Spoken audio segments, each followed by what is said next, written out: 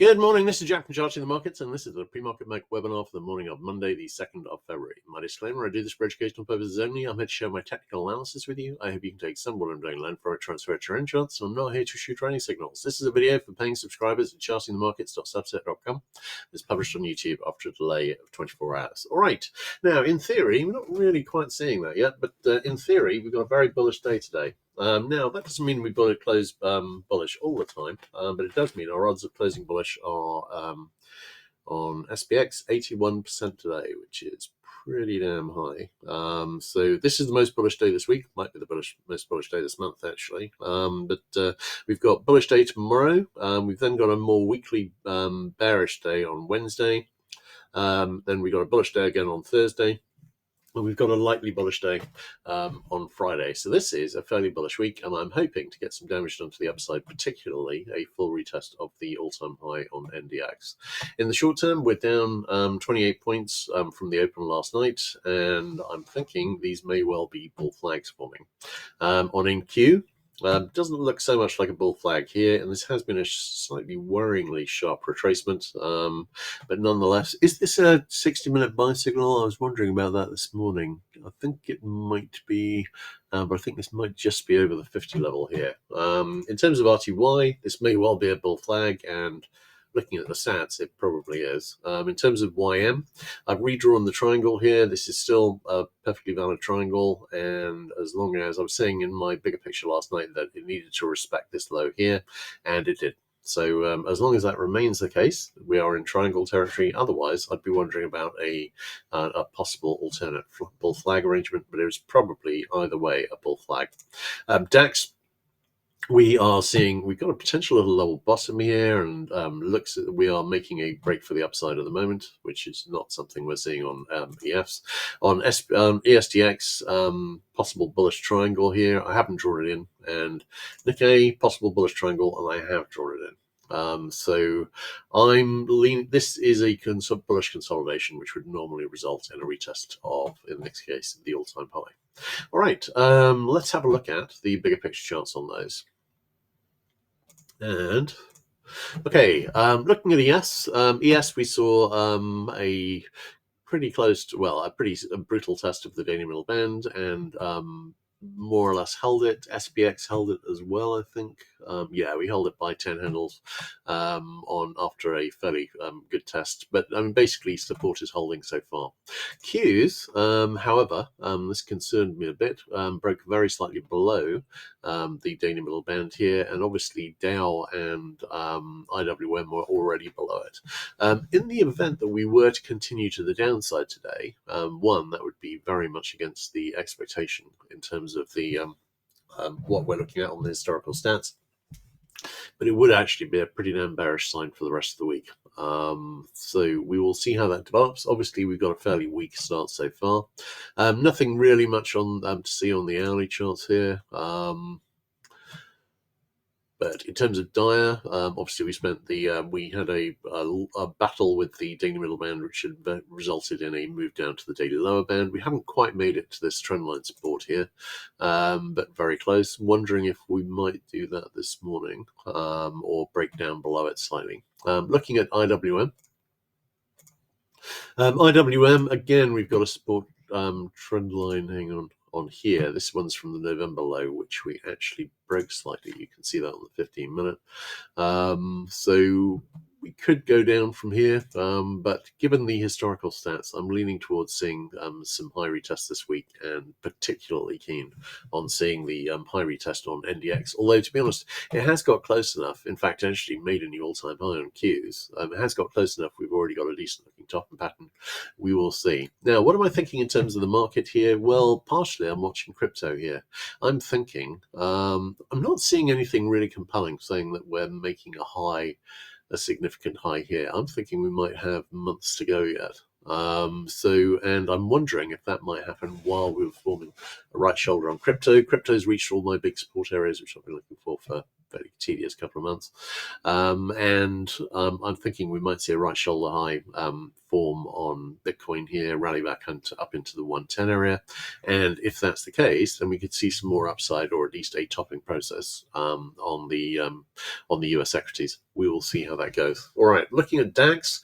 DAX made it to the 50-day MA and the daily lower band, thinking we may well see a retest of the all-time high from here. And Nikkei, if this continues to be a triangle, and if it continues to hold the daily middle band, which has basically been tested for the last 4 days and has been holding, as long as that's the case, this looks like a triangle, and we should see a retest of the all-time high in the fairly near future. All right, let's have a look at DX. Now, DX, obviously, we saw some, there was some market calming moves from the Trump administration. They appointed a guy to be the new Fed chair who's not necessarily going to be a political hack. And, soothing noises about, being custodian of the dollar. So obviously this has seen pretty sizable pullbacks in precious metals and a decent rally on US dollar. We could be forming an IHS here, and I'm watching out for that. Looking at the other currencies, looks like a bull flag here at the moment, but it could be a head and shoulders. This could be a head and shoulders breaking down. Not of bad quality either. We've got a possible weak 6-minute buy signal brewing. GBP USD looks like maybe we'll be topping out. USD JPY, not really got an IHS here. This sort of kind of, artist's impression of, but not really a decent pattern. Wondering about a reversal pattern forming. USD CAD, nice little rally. Australian dollar had a little head and shoulders here, which is broken down with a target in the 68.35 area on NZ.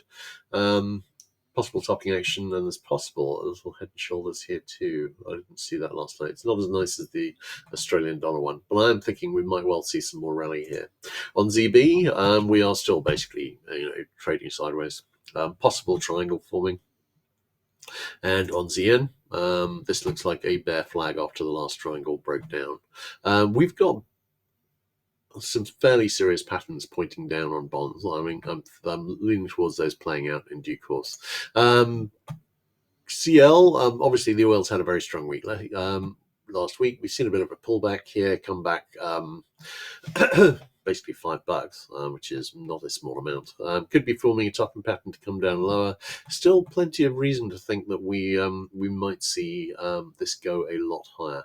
I'm thinking particularly in disruptions to the oil supplies from Iran coming up potentially, and and that doesn't need to be US military intervention. That may just be because the regime collapses. And that means that they're not exporting for a while. And obviously Russia, which supplied, I think, about 9 million barrels a day to the markets last year, is having serious disruption on what it can get out. The Ukrainians have actually eliminated something like 25% of their production capacity, and we have then obviously there's serious disruptions on their shadow fleet, which was one of their main way of getting it out. That's actually going to be pulling down oil supply. And I'm wondering whether these might snowball and turn into a squeeze in the not too distant future.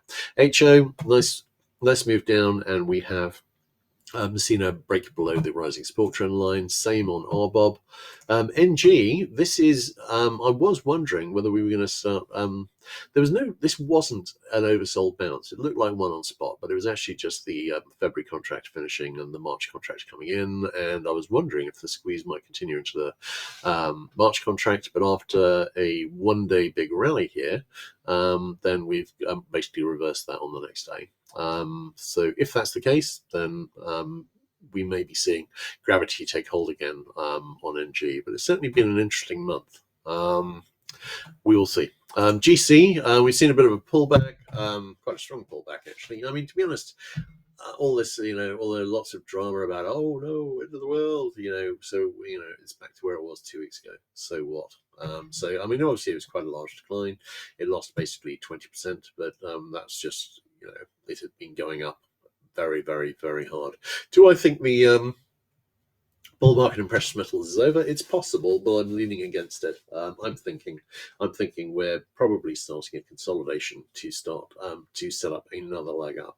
I think there are plenty of reasons to think that precious metals may go up from here, but we may see a fairly brutal consolidation just because the last wave up was so immensely strong.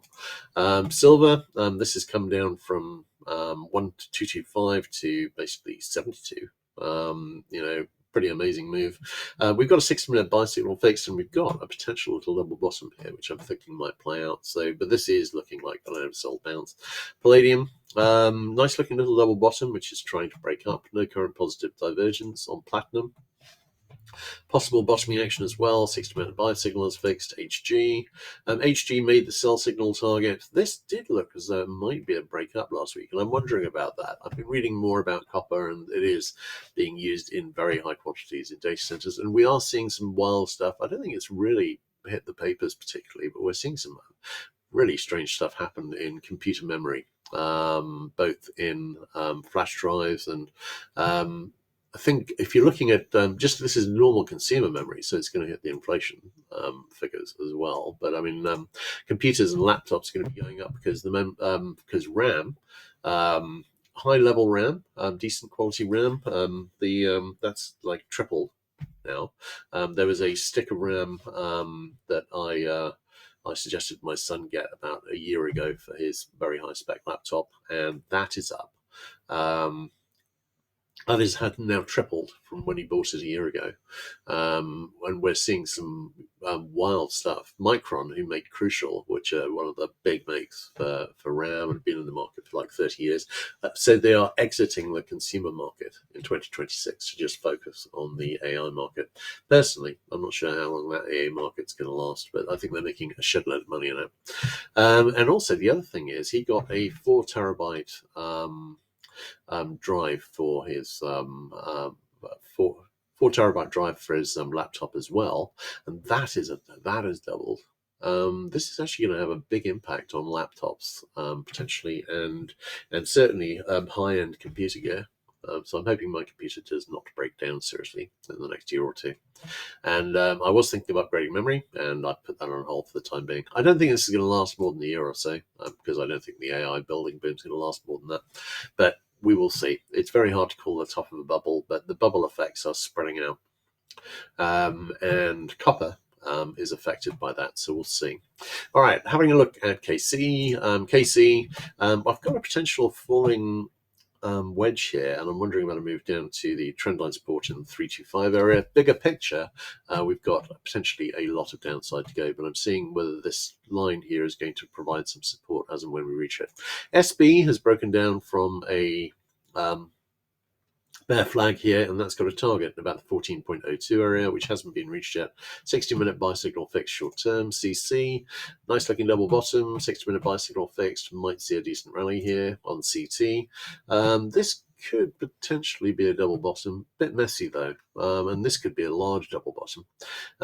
Wouldn't be astonished to see cotton go down further though. Lumber, we've got a nice looking double bottom here, but it's not really delivering so far. And every day that goes past, I am reminded that the bigger picture is bearish. I'm pretty damn sure they're not short of lumber for data centers. In terms of ZW, we've got a 60-minute sell signal has reached the possible near miss target. Hasn't quite reached the double bottom targets. I'm still leaning towards making those, but if we fell below the monthly pivot, we might just reject back to the lows. On corn, it looks like a bear flag, might be breaking down slightly. On soy, this is either a double bottom that's broken up or a rising megaphone bear flag, which has broken down. Decision needs to be made. So we're either going to head up into the 1104 area or come back down here to backtest the 1037.5 area. On ZL, we've got a nice looking double top, which is broken down with a target 51.65 to 51.9 area. Not seeing anything to suggest that won't make target. On live cattle, this double top broke down and fell into potentially being a larger double top, so waiting for a decision there. HE, possible that we are getting a head and shoulders here, actually. It's really not a bad one. Bigger picture, I've been leaning towards seeing a move down to this trendline support, currently at about the 93.4 area, and the 60-minute sell signal has reached the possible near miss target. All right, let's have a look at questions. Do I think gold and silver will go lower? Yes, I think very possibly. I'm thinking we see a rally here and probably see some lower. Yeah, I think yeah, it does kind of. That was a pretty wild move down. I think we'll probably see a rally here, but I'm thinking we may well see this being a swing high for a significant consolidation. I don't think the precious metals bull market is over. It could be, but I don't think it is. It's I think also we're looking at structural changes here, which may well mean that precious metals hold a lot of the current value, and we will see how that goes. But I think the pullback after this bull market will not be like the pullback after the last one. So I think metals are going to play a far larger part in terms of bank reserves and reserves generally worldwide. So, and to do that, and do that effectively, they need to be in this kind of area or higher. All right, great. In that case, I think that's a wrap. Everyone take care, and I'll catch you guys tomorrow morning. Cheers.